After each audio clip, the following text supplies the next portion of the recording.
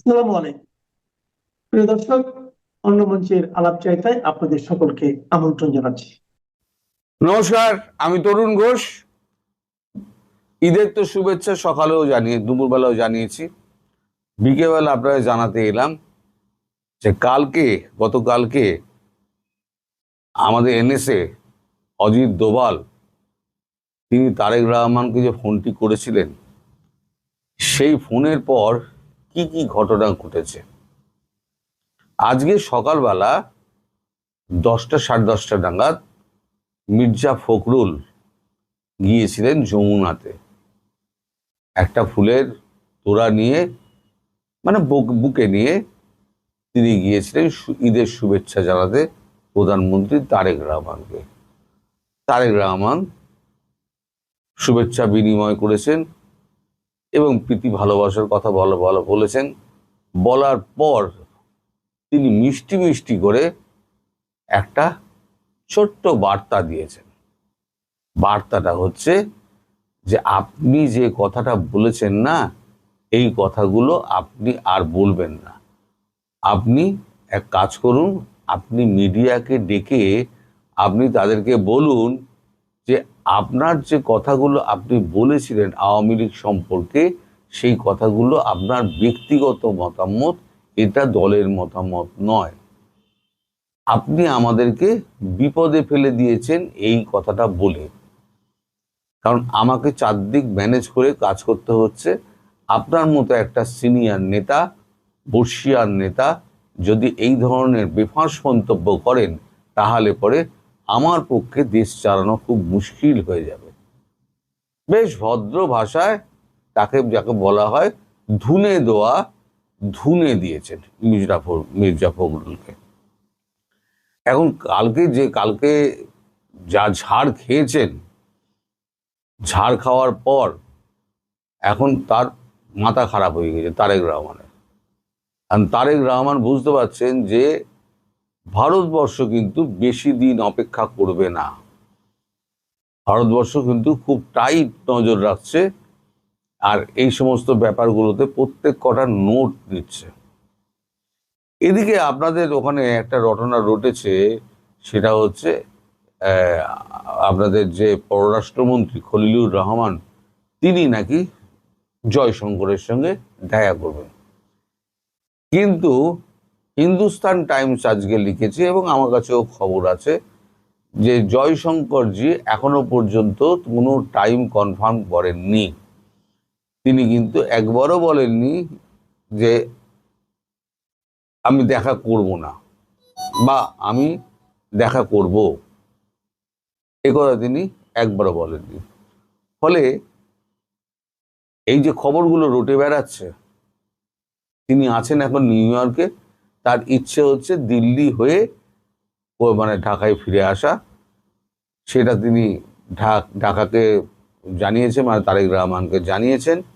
দিল্লিতে তার counter part, তার সঙ্গে বিদেশ সচিব বিক্রম মিস্ত্রি, তার সঙ্গে কথাবার্তা হচ্ছে। পররাষ্ট্রমন্ত্রী হলে কি হবে, জয়শঙ্করের সঙ্গে তো ডাইরেক্ট কথা বলতে পারবেন না, আমাদের বিক্রম মিস্ত্রি অবধি পৌঁছাতে হবে, নইলে পরে রণদীপ জয়সওয়াল, এই দুজনই আছে পররাষ্ট্র বিষয়ক ব্যাপারে যদি কথা বলতে হয় তাদের সঙ্গে কথা বলতে হবে। উনি বিক্রম মিস্ত্রির সঙ্গে কথা বলেছেন। আর বিক্রম মিস্ত্রি তাকে পরিষ্কার জানিয়ে দিয়েছেন এখন সাহেব ব্যস্ত আছেন, সাহেব কখন টাইম দেবেন, যদি টাইম আদৌ দেন তাহলে আপনাকে জানিয়ে দেওয়া হবে। ফলে এই যে একটা আপনাদের দেশে একটা রটে বেড়াচ্ছে যে বহুদিন চেষ্টা করে ইউনূসের লোক পারলো না, হঠাৎ করে বিএনপির লোক এসে জয়শঙ্করের সঙ্গে দেখা পাওয়ার সুযোগ পেয়ে গেল, এটা কিন্তু নয়। জয়শঙ্করজি এখন প্রচণ্ড ব্যস্ত, বিশেষ করে এই যে মধ্যপ্রাচ্যের যুদ্ধ নিয়ে এবং তেল জোগাড় করা নিয়ে। ভারতের কাছে তেল হয়ে গেছে একটা বড় চাপের বিষয়। এখন তেল জোগাড় করতে হয় ভারতবর্ষকে। তেল জোগাড় না করতে পারলে ভারতবর্ষে তেলের যোগানটা কমবে। আমি গতকালকে বলেছিলাম না যে আমাদের নিজেদের লাগের 1,50,00,000 ব্যারেল পার ডে, একটা ব্যারেলে বোধহয় 362 না কত লিটার বোধহয় একটা তেল থাকে, এরকম একটা হিসেব আছে। কম বেশি হতে পারে, আমি ভুলও হতে পারি, একটু দেখে নেবেন আপনারা। তো সেই তেল 140 কোটি দেশের লোকের সেই তেল মানে জোগাড় করা, এটা একটা মানে হিউজ টাস্ক। তো তাকে সেই কাজটা করতে হচ্ছে, মোদিজিও সেই কাজ করে যাচ্ছেন। ফলে এখন এই ঠুনকো বিষয় নিয়ে কথা বলার মতো সময় জয়শঙ্করজির কাছে নেই। হয়তো জয়শঙ্করজির সঙ্গে এবারে দেখা নাও হতে পারে, তবে এটা খলিলুর রহমানকে বলে দেওয়া হয়েছে, আপনি অপেক্ষা করুন, যদি সবুজ সংকেত পান তাহলে পরে এখানে আসবেন, নইলে আপনি আপনার নিজস্ব গন্তব্যে যেখানে যাওয়ার আপনি চলে যাবেন।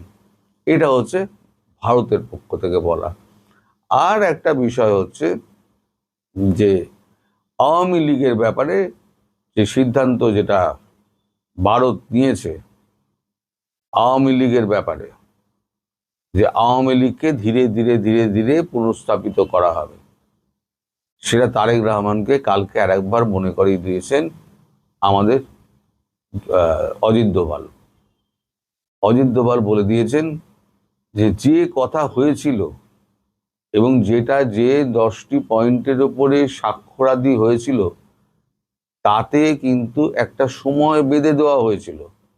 আপনি সেই সময়টা পার করে গেছেন, ক্ষমতায় বসার পর 1 মাস পেরিয়ে গেছে, এখনো আপনি বলছেন আরো 2 মাস 3 মাস সময় লাগবে।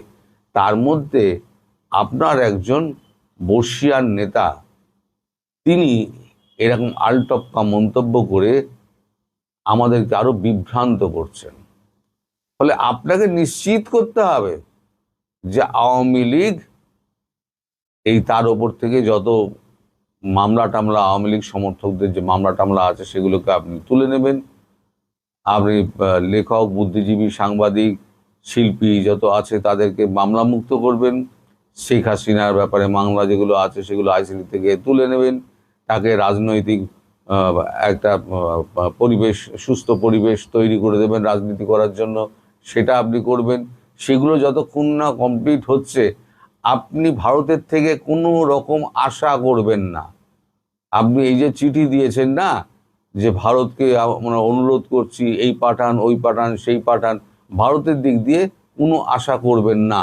আর দ্বিতীয় কথা হচ্ছে, আমাদের এখানে খাদ্যপণ্য আছে, কিন্তু এখানে পাঠানোর ব্যাপারে আমাদের এখানে একটা বিরূপ একটা প্রতিক্রিয়া আছে। ফলে দেশের যে বিরূপ প্রতিক্রিয়া, সেটাকে কিন্তু আমাদের মান্যতা দিতে হবে। আপনারা চাইছেন ঠিক আছে, আমরা মানাও করছি না, কিন্তু দেশের মানুষের আবেগকে উপেক্ষা করে আমরা এমন কিছু করব না যেখানে দেশ বিপদে পড়তে পারে। কারণ বিজেপি জানে সামনে নির্বাচন, 5টি রাজ্যের নির্বাচন এবং একটি পুদুচেরি এবং কেন্দ্রশাসিত অঞ্চল, সেখানে নির্বাচন। সেটা হচ্ছে 9 তারিখে পুদুচেরি আছে, তারপরে হচ্ছে 23 তারিখ হচ্ছে সাউথের গুলো আছে, আর 29 তারিখ হচ্ছে ওয়েস্ট বেঙ্গল সহ আর 2টো দেশ রাজ্যের মধ্যে আছে। তাই এই ইলেকশনে যাতে এর কোনো প্রভাব না পড়ে, মানে এই বাংলাদেশ সম্পর্কিত কোনো কারণে যাতে প্রভাব না পড়ে, তার জন্যে কিন্তু ভারত সতর্ক হয়ে রয়েছে যে তেল এবং খাদ্য পানীয় বন্ধ করার, মানে খাদ্য এবং পণ্য বন্ধ করা না চালু রাখা, সেই ব্যাপারটা নির্ভর করছে আমাদের এখানে ভোটের ওপর। এখন ভবিষ্যৎ কি বলবে আমি জানি না, আমি তো গণৎকার নই, আর আমি আগাম কোনো খবর পাই না।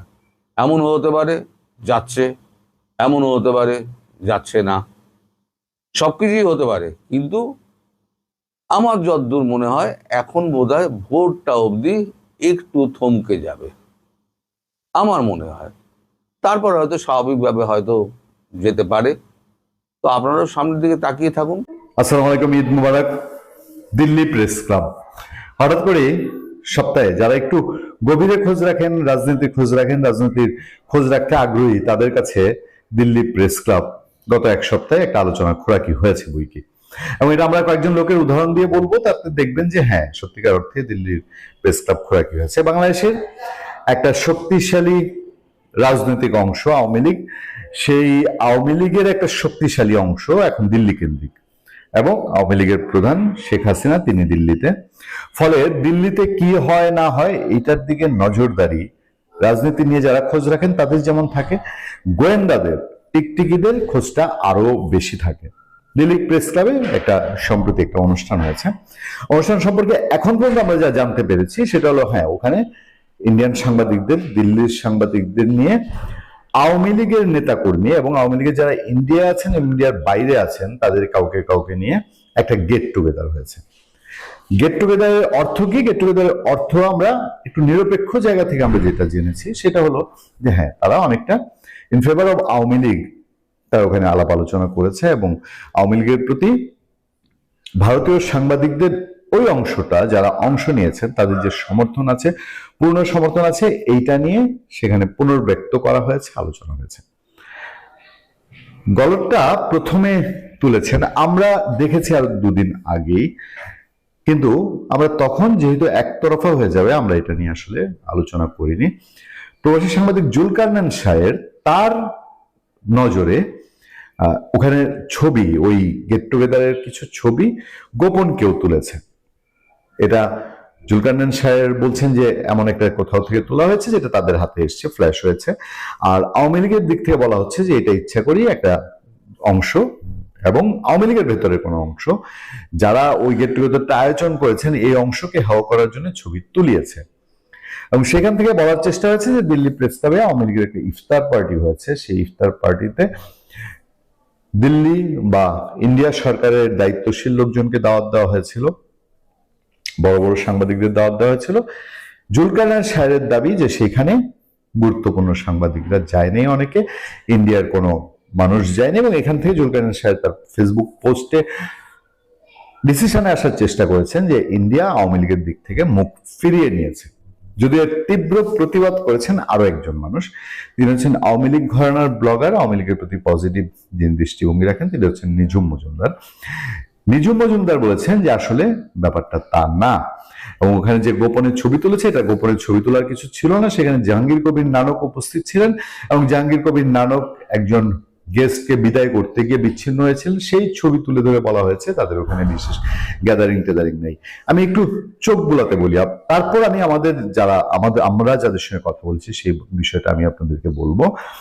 জুলকারনাইন শাহ তার পোস্টে একটা জায়গায় বলছে, বেলজিয়াম থেকে বিশেষভাবে আমন্ত্রিত হয়ে আসা হাসান মাহমুদ এবং জাহাঙ্গীর কবির নানক অনুষ্ঠানে উপস্থিত হয়েছিলেন ঠিকই, তবে আমন্ত্রণ তো শাহ যেটা বলছিলেন যে বেলজিয়াম থেকে বিশেষভাবে আমন্ত্রিত হয়ে আসা হাসান মাহমুদ এবং জাহাঙ্গীর কবির নানক অনুষ্ঠানে উপস্থিত হয়েছিলেন ঠিকই, তবে আমন্ত্রণ জানানো সত্ত্বেও ভারত সরকারের পক্ষ থেকে আনুষ্ঠানিক বা অনানুষ্ঠানিক কোনো পর্যায়ের প্রতিনিধি এই ইফতারে অংশ নেননি। শুধু তাই নয়, যেসব সাংবাদিককে দাওয়াত দেওয়া হয়েছিল তাদের অধিকাংশই ছিলেন অনুপস্থিত। মূলধারার গণমাধ্যমের প্রতিনিধি হিসেবে শুধু ইন্ডিয়া টুডের একজন সাংবাদিককে সেখানে দেখা গেছে, যা আয়োজনের গুরুত্ব সম্পর্কে অনেক কথাই বলে। এবং সে পরে আরো বিস্তারিত বলেছেন যে মোটামুটি মানে তার ভাষায় তার ধারণায় যে ভারত সরকারের কেউ না আসা এবং সাংবাদিক যোগদানে বিরত থাকা এই দুই ঘটনায় ইঙ্গিত বহন করে ভারত সরকার সম্ভবত সচেতনভাবেই এই আয়োজনকে এড়িয়ে গেছে। এর মাধ্যমে তারা বোঝাতে চেয়েছেন আওয়ামী লীগের পক্ষে কোনো অবস্থান নেওয়ার আগ্রহ তাদের নেই, বরং বাংলাদেশের বর্তমান নির্বাচিত সরকারের সঙ্গে সম্পর্ক স্থিতিশীল রাখা এখন তাদের মূল অগ্রাধিকার হতে পারে। শেয়ারের পরের লাইনটা যে বাংলাদেশের এই গভর্নমেন্টের সঙ্গে যে স্থিতিশীল রাখতে চায় এটা নিয়ে কোনো সন্দেহ নেই। আমাদের পরবর্তী আলোচনায় আপনারা নিশ্চয়ই আরো বিস্তারিত জানবেন যে তারেক রহমান এবং মোদী এবং তারেক রহমানের সফর প্রায় আসন্ন ভারতে। যাক, সেদিকে আমরা পরে যাব, কিন্তু এইটার শায়েরের বক্তব্যের পুরোই বিপরীত বক্তব্য জানা গেছে, এবং তিনি ডিফাইন করেছেন সেই অনুষ্ঠানে উপস্থিত থাকা দিল্লি প্রেস ক্লাবের সাবেক সভাপতি এবং দিল্লির ঝানু সাংবাদিক গৌতম লাহিড়ী আমাদের শোতে বলেছেন যে প্রথমত এটা কোনো ইফতার পার্টি ছিল না। শায়ের যেটাকে ইফতার পার্টি দাবি করেছে যেটা ইফতার পার্টি ছিল না, প্রোগ্রামটা ছিল রাত 8টায় ইফতার পার্টি হয় না, এবং যেন মানুষ যারা আসবেন তারা ইফতার করে আসতে পারেন এই জন্য প্রোগ্রামটা রাত 8টায় করা হয়েছে। গৌতম লাহিড়ী আরো জোরদার বক্তব্য সেটা হচ্ছে যে ইন্ডিয়া প্রেস ক্লাব কখনো ধর্মীয় কোনো অনুষ্ঠান আয়োজন করে না। এইটা সনাতন ধর্মাবলম্বীও না, খ্রিস্ট ধর্মীয় না, বৌদ্ধ ধর্মীয় না, একইভাবে মুসলমান ধর্মাবলম্বী কোনো অনুষ্ঠান তারা অসাম্প্রদায়িক একটা ইমেজ তৈরি করে রাখে। এবং গৌতম লাহিড়ীর সাথে যোগ করেছিলেন যে ওখানে আসলে সুরাপান করা হয় ইন্ডিয়ান প্রেস ক্লাবে। বিশাল যেই হলরুম, ঢুকলে পরে শত শত সাংবাদিক বসে থাকে, সেখানে অনেকেই পান করেন, এটা মোটামুটি সুবিদিত। এর পাশাপাশি গৌতম লাহিড়ী বলেছেন ওই অনুষ্ঠানে ইন্ডিয়ান কোনো টেলিভিশন সাংবাদিককে দাওয়াত করা হয়নি, শুধু পত্রিকার সাংবাদিকদের দাওয়াত করা হয়েছে।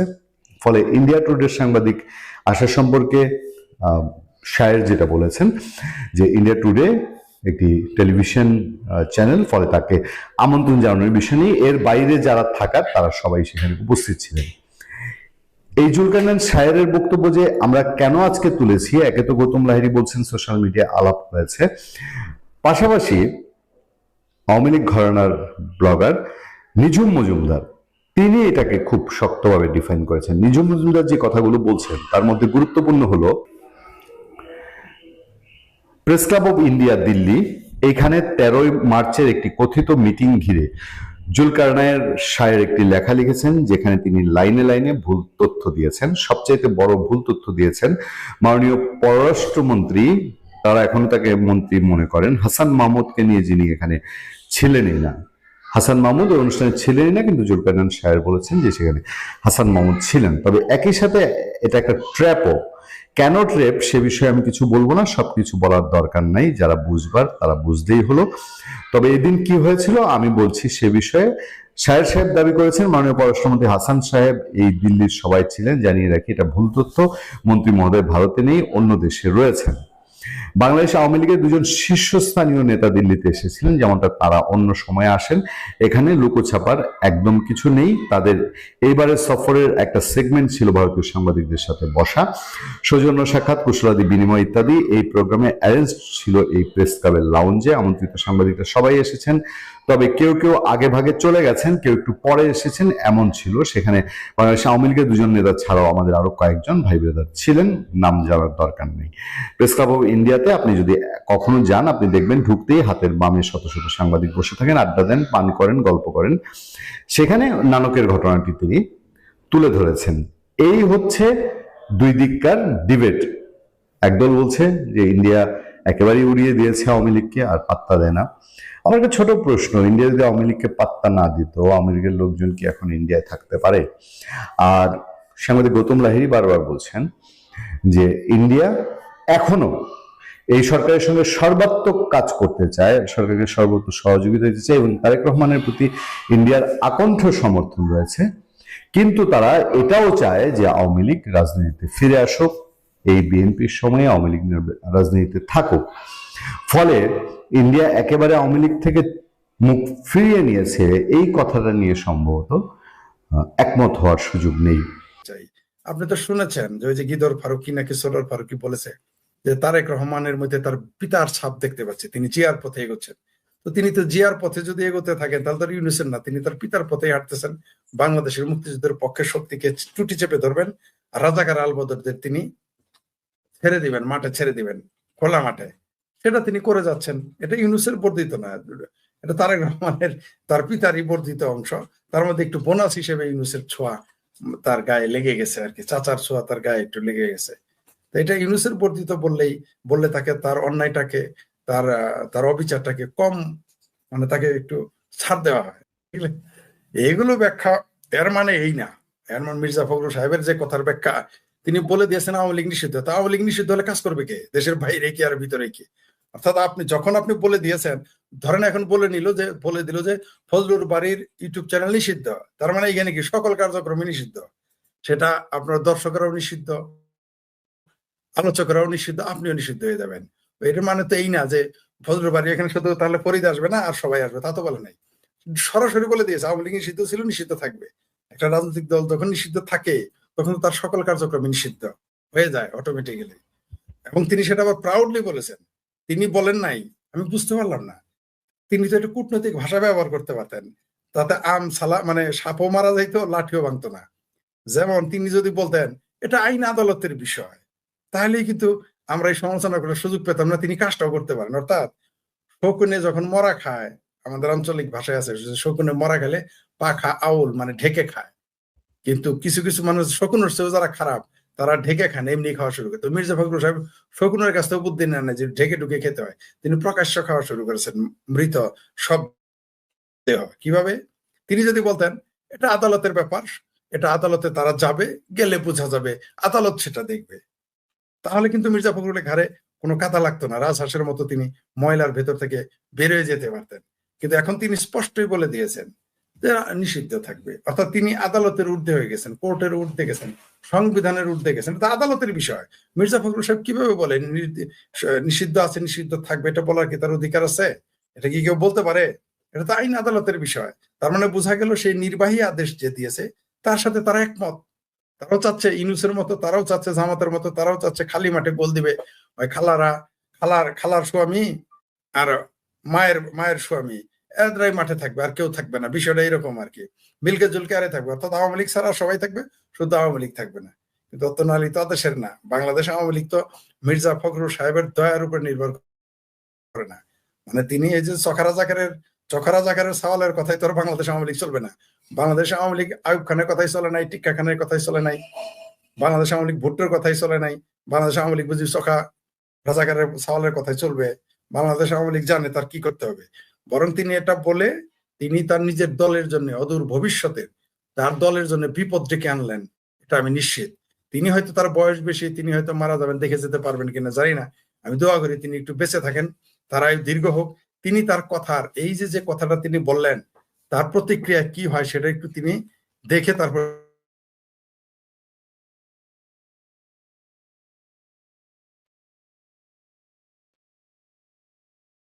যেটা বলতেছিলাম এইখানে আপনি এটা বিএনপির জন্য বুমেরাং হয়ে যাবে।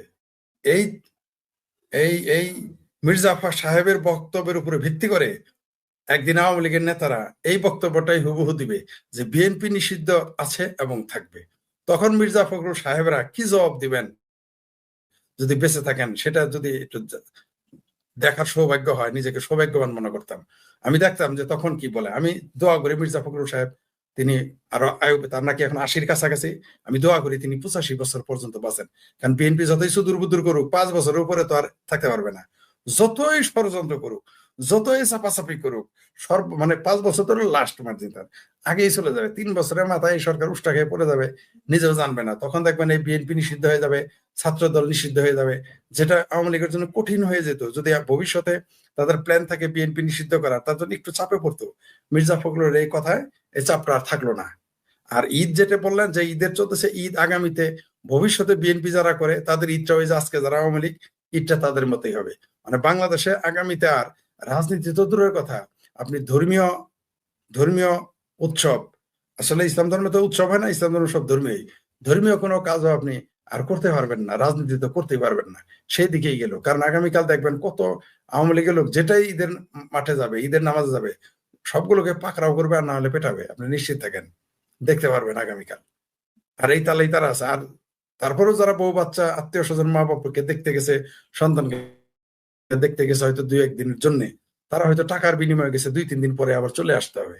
এই যে বাংলাদেশের ডিভাইডেড শুরু হয়ে গেল রাজনীতিতে, আমি যখন থাকবো তখন ফজলুর বাড়ি থাকবে না, ফজলুর বাড়ি যখন থাকবে আমি থাকবো না।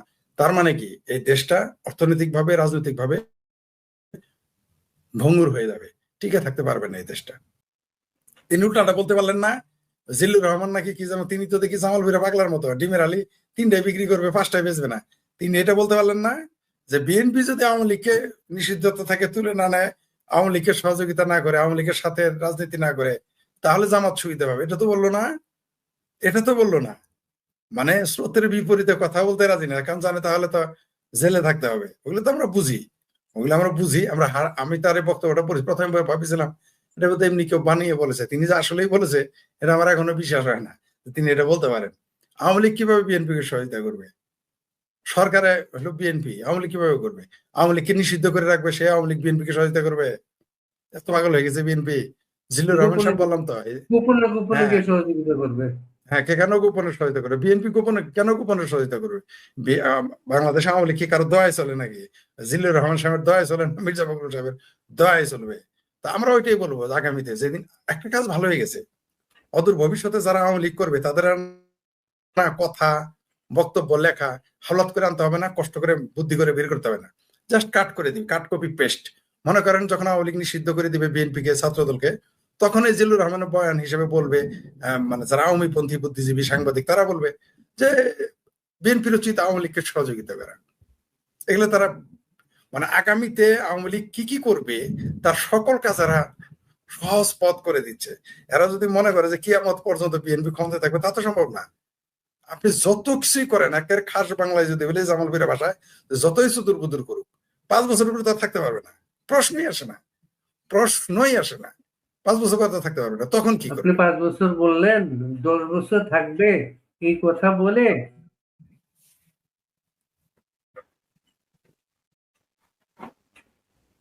কারা থাকবে 10 বছর? BNP? Doctor Zahidur Rahman, doctor Zahidur Rahman BNP খুব স্বাভাবিকভাবে 10 বছর থাকবে এই বক্তব্য দেওয়ার পর উনি উপদেষ্টা হয়ে গেছেন। কিন্তু এখন উনি এই কথা বলে তো উপদেষ্টা হয়েছে, তাহলে আমার তো মহা উপদেষ্টা বানানোর দরকার আওয়ামী লীগের। আমি তো মনে করি যে যখন তখন উষ্টা খায় পড়ে যাবে এই সরকার।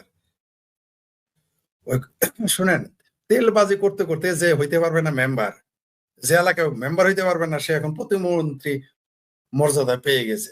তো এরা তো এখন বলবেই। বিএনপির উনি তো 10 বছর বলছে, বিএনপির কেউ কেউ আমার বলছে 20 বছর আর আওয়ামী লীগ ফিরবে না। আমি বললাম 3 বছরের মধ্যে যেন কান্নাকাটি শুরু করেন না। আমরা কত কান্নাকাটি করবেন, আমার কত ফোন দিবেন, ফরিদ কই পালামু? কারণ বিএনপি কোথায় পালাবে?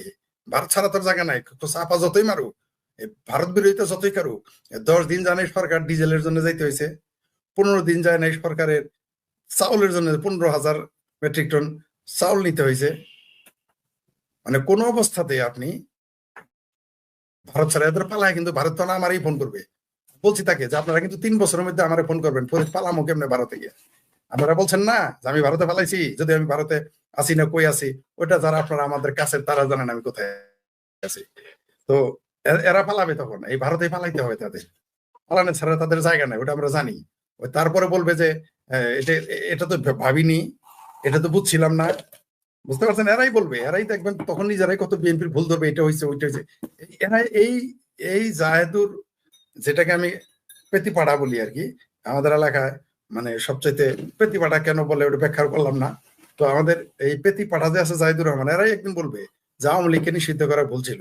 এটা তারা বুঝতে পারবে, এরাই বলবে। আপনি দেখবেন যে আওয়ামী লীগের নিষিদ্ধতা তুলে না নেওয়া, আওয়ামী লীগের উপরে ইউনূস সরকারের পর নির্যাতন নিপীড়ন জারি রাখা, এটা বিএনপির জন্য ভুল হয়েছিল। এই জাহেদুর রহমানরাই বলবে।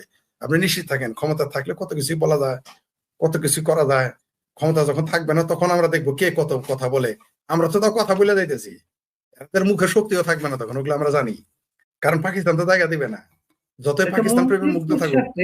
মন্ত্রিত্বের সাথে একটা জি। ফাউল টক, এটাকে অঙ্গাঙ্গের শব্দ হইতে মন্ত্রী ফাউল টক, নতুবা এই যে আমার মানুষ ক্রাইসিসে আছে, মানুষ গাড়ি পাচ্ছে না, মানুষ মানে তার ন্যায্য দামে যেতে পারছে না, 1000 টাকা যাচ্ছে ভাড়া, মন্ত্রী বলেই যাচ্ছেন।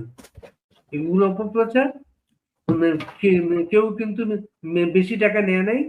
আবার মন্ত্রণালয় বলছে যে এরকম যারা বেশি ভাড়া নিয়েছে তাদের ভাড়া ফেরত দেওয়া হচ্ছে। তো মন্ত্রী বলছে বেশি ভাড়া নেয় নেই, কোনটা ঠিক তাহলে? এখন তাদের কথাতেই তারা ঠিক নাই, আমরা কি বলবো?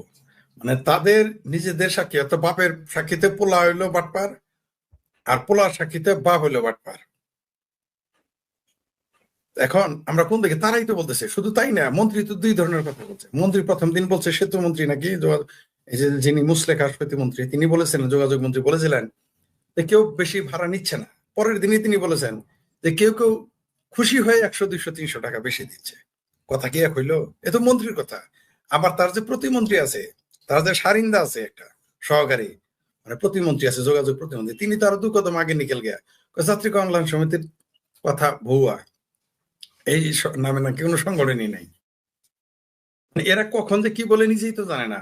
টিভিতে, ইউটিউবে, ফেসবুকে খুললেই তো দেখা যাইতেছে কে কত বেশি দিয়ে যাচ্ছে, কিভাবে যাচ্ছে। একটা রেলের টিকিট যেটার দাম 500, সেটা 990 টাকা দেখিনছে টিভিতে, সে সাক্ষাৎকার দিতেছে। এখন কেউ যদি মানে চোখ থাকিতে অন্ধ হয় আমরা কিভাবে ফেরাবো? কেউ যদি কান থাকিতেও ঠসার অভিনয় করে আমাদের কিছু করার নাই তো। কিন্তু মানুষ তো এগুলো দেখতেছে আর হাসতেছে। এই মন্ত্রীর ক্ষমতায় যখন থাকে তার আশেপাশে যে চামচেরা থাকে, আমি বুঝি না মন্ত্রী কি তিনি যেখানে মন্তব্য করেছেন, কমেন্টস করেছেন, সেই সংবাদের নিচে কি কি মানুষ লেখে একটু তার পড়া উচিত, একটু শোনা উচিত, তাহলে না আকল হইতো। কিন্তু তিনি তো ওই যে পিঠে পিঠে বেঁধেছি কুলো, পিঠে কুলো কুলো বেঁধে যদি আপনি চলতে থাকেন তাহলে তো আর আপনার থুতু দিলে পিটাইলে তো আর কিছু হবে না।